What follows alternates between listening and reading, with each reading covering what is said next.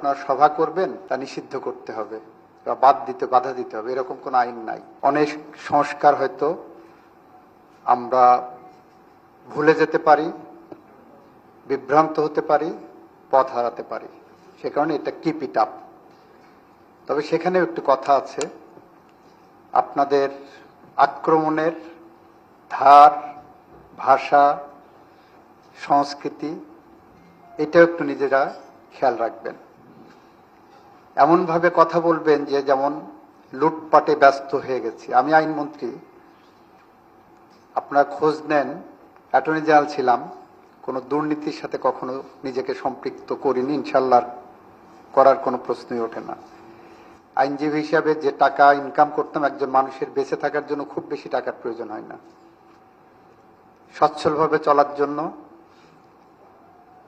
খুব বেশি টাকার একজন মানুষের জীবনে লাগে না। তো ততটুকু ইনকাম করার সামর্থ্য আল্লাহ আমাকে দিয়েছিলেন এবং সেটা দিয়ে আমরা চলতে পারি।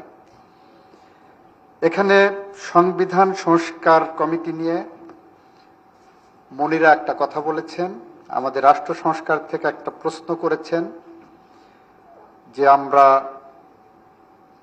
কোনো আইন আছে কিনা যে আপনারা সভা করবেন তা নিষিদ্ধ করতে হবে বা বাধা দিতে হবে, এরকম কোনো আইন নাই।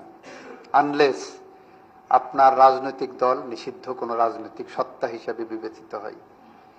যেহেতু আপনার নিষিদ্ধ রাজনৈতিক সত্তা নেই, you are free to organize any program এবং সরকারের সমালোচনা সেখানে করবেন। সরকারের এখানে স্তুতি বাক্য পাঠ করার জন্য আপনারা নিশ্চয়ই রাজনীতি করেন না, সুতরাং আপনাদের সেটা অধিকার আছে এবং সে অধিকার নিশ্চিত করা সরকারের দায়িত্ব। এটা সরকারের সাংবিধানিক অব্লিগেশন আর আপনার হলো সাংবিধানিক অধিকার, এই দুইটাই সাংবিধানিকভাবেই স্বীকৃত।